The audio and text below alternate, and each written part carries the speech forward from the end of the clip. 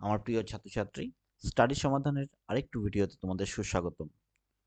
তো আজকের কারেন্ট অ্যাফেয়ার্সের এই ভিডিওতে থাকবে 6 তারিখে ঘটে যাওয়ার বিভিন্ন ঘটনাগুলির উপর ভিত্তি করে কোয়েশ্চেন। ঠিক আছে?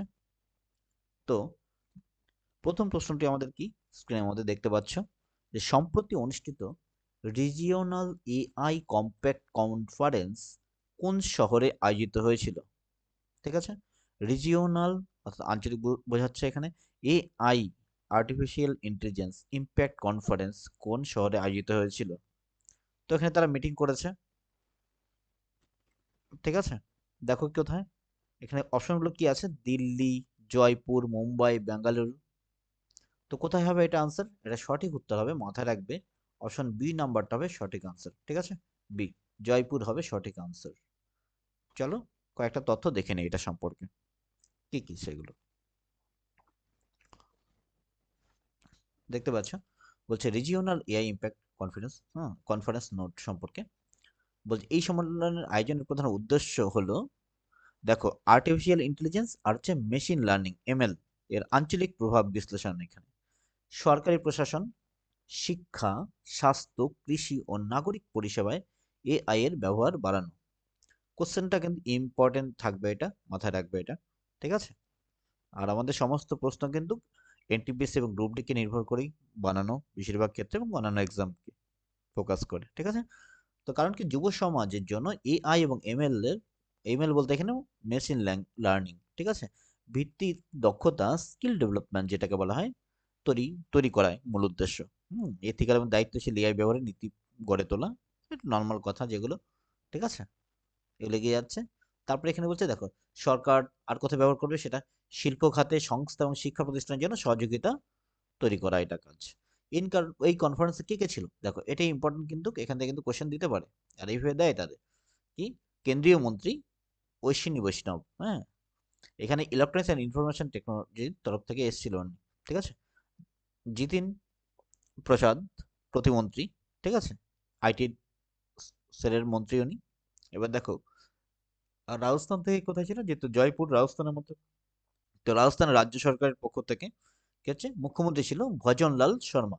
ঠিক আছে, মুখ্যমন্ত্রী এখানে। আর তাদের এখানকার রাজ্যের মন্ত্রী ছিল টেকনোলজি ডিপার্টমেন্টের, ঠিক আছে, রাজবর্ধন রাঠোর। তাহলে এখান থেকে ইম্পর্টেন্ট নাম হিসেবে তোমাদের এখানে কোনটা, কোন দুটো মাথায় রাখতে হবে তোমাদের, যে এখানে অশ্বিনী বৈষ্ণব আর হচ্ছে ভজনলাল শর্মা।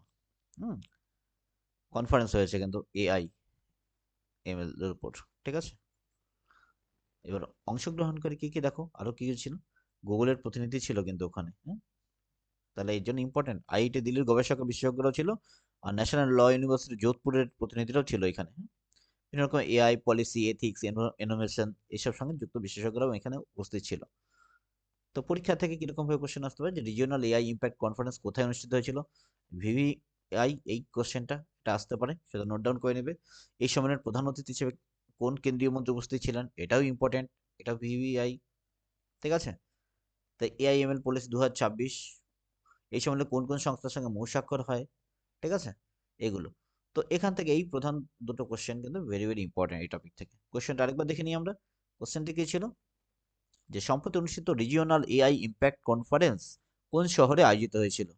তো অপশন দিতে পারে, কিংবা কোন স্টেট বলতে পারে কিন্তু এটা। ঠিক আছে, আর উল্লেখ করে দিতে পারে, জানুয়ারি মাসের কথা বলে দিতে পারে। ঠিক আছে, আজকে কিন্তু 7 তারিখ। তো আজকে 1 তারিখ থেকে 7 তারিখ পর্যন্ত যতগুলো ঘটনা ঘটেছিল, যার ইম্পর্টেন্ট কোশ্চেনগুলো, ঠিক আছে, যে কোশ্চেনগুলো বেশি ইম্পর্টেন্ট, সেই কোশ্চেনগুলো নিয়ে কিন্তু আমি আরেকটা ভিডিও তৈরি করব, যেখানে 25 থেকে 30টা কোশ্চেন থাকবে। ঠিক আছে, এটা আজকে নয়, 8 তারিখ আপলোড করা হবে। ঠিক আছে, সাপ্তাহিক ব্যাপী কোশ্চেন তৈরি হবে।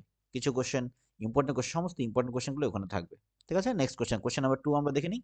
চলো, আর তোমরা অনেকটা ভালোবাসা দিচ্ছ আমাদের এই প্লেলিস্টটাকে। চলো দেখো, বলছে এটা ইম্পর্টেন্ট কোশ্চেন, ভিভিআই, মাথায় রাখবে এটা, হ্যাঁ, আসতে পারে।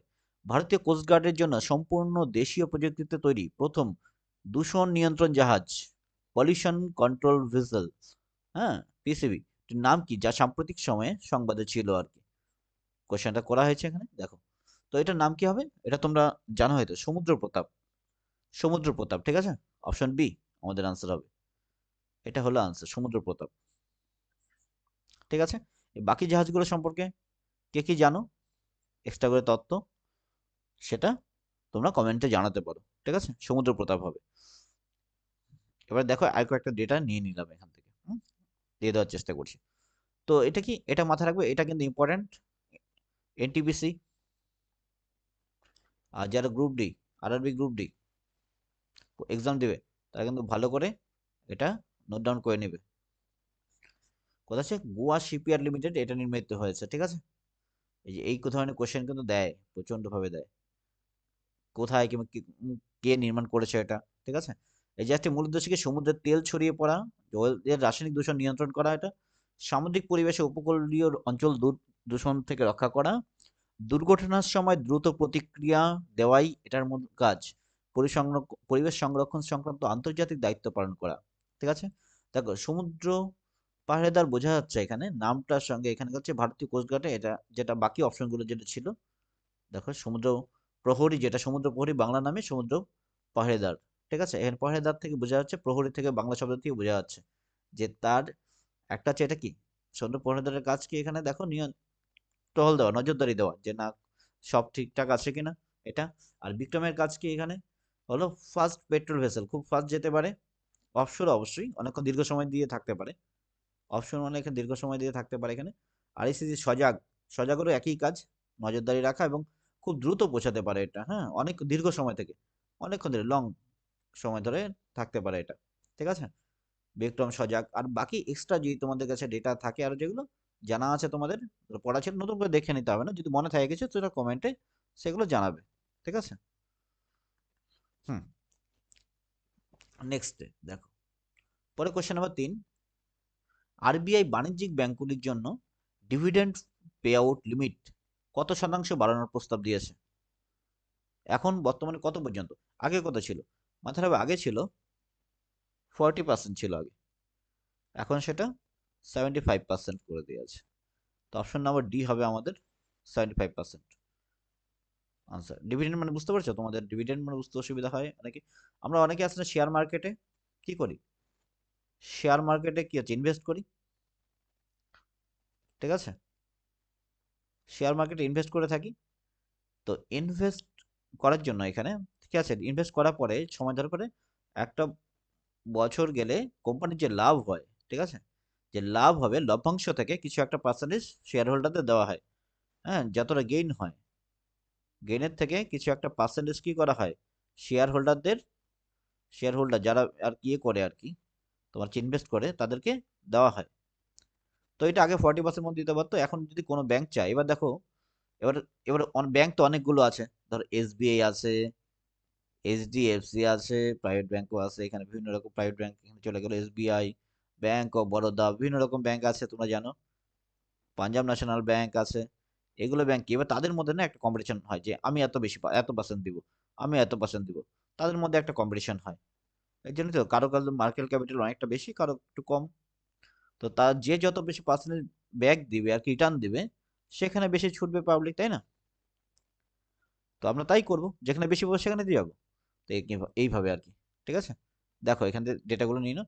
তো ডিভিডেন্ড পে আউট লিমিট কি, কোনো ব্যাংক তার নেট প্রফিট পেয়ার যেটাকে বলা হয়, এর সর্বোচ্চ কত শতাংশ দেবে আর শেয়ার হোল্ডারদের জন্য লভ্যাংশ হিসাবে দিতে পারবে, আর তার একটা সীমা নির্ধারণ করা আছে। এবার আরবিআই কি বললো, এটা তোমরা এখন 75% পর্যন্ত এটাকে দেওয়ার অনুমতি দিয়েছে আর কি, দিতে পারবে আর কি। ঠিক আছে, আর ব্যাংক চাইলে এখন 75% পর্যন্ত শেয়ার হোল্ডার দিতে পারবে আর কি, কোথায় এটা।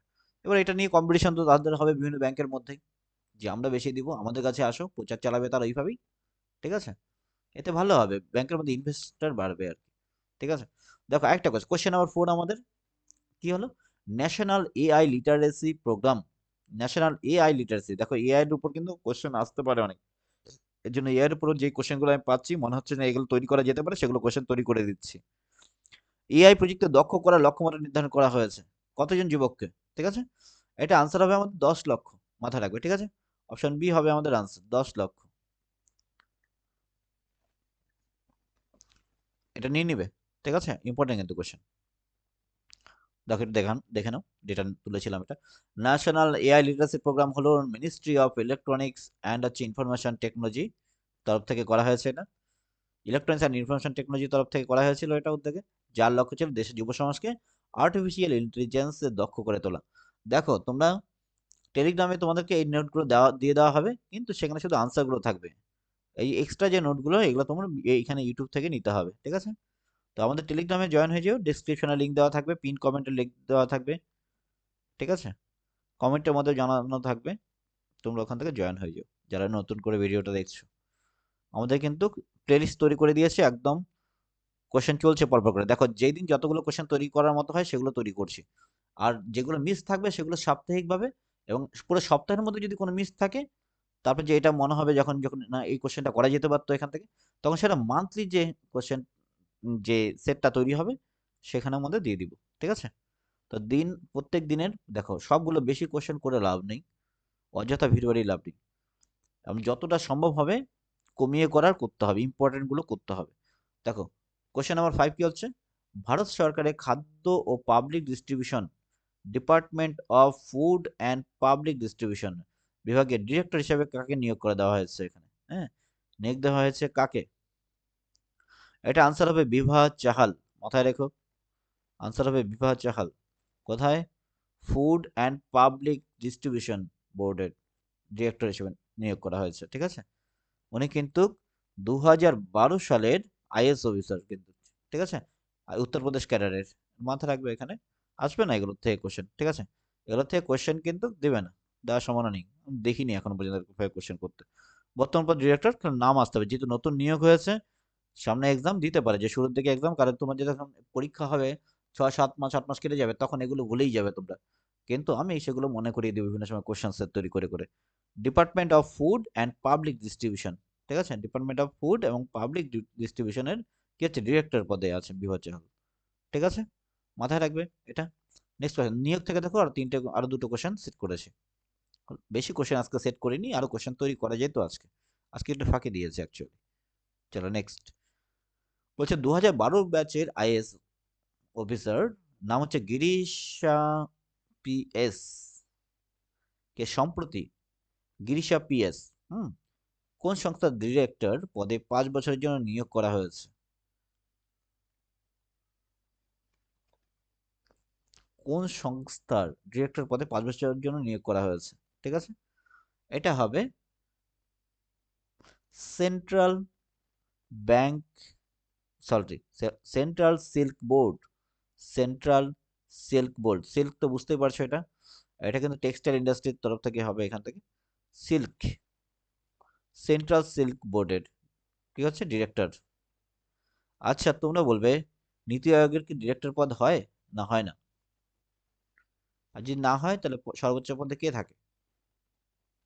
সেবির ডিরেক্টর কে? যদি না থাকে তো চেয়ারম্যান পদে কে আছে সেটা জানাবে। নেট, আর নেট গ্রিডের কে, ঠিক আছে?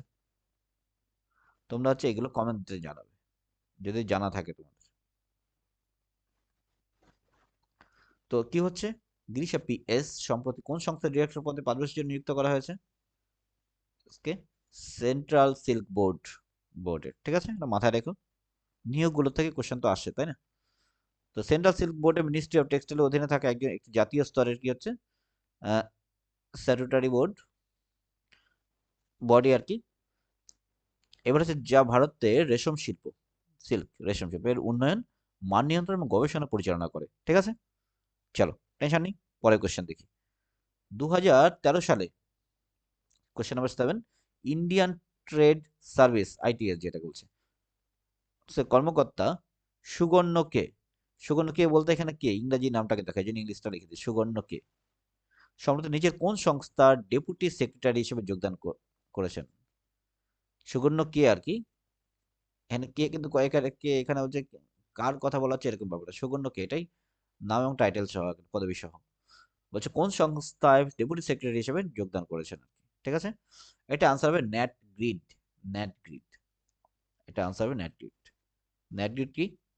আচ্ছা, এবার সিবিআই তোমাদের হচ্ছে কি, এখানে হচ্ছে তোমার কি জেনারেল হিসাবে যেহেতু দিশে থাকে আর কি, এনআইএ, আইবি, যে হাইয়েস্ট পার্সনগুলো যারা আছে পদের ওগুলো কমেন্ট করে দেবে, ঠিক আছে, যদি সম্ভব হয়, পারো যদি, মনে থাকে যদি। রিসেন্ট ভুলে যাওয়ার কথা, অনেকের মনে থাকে আবার অনেকে ভুলে যায়।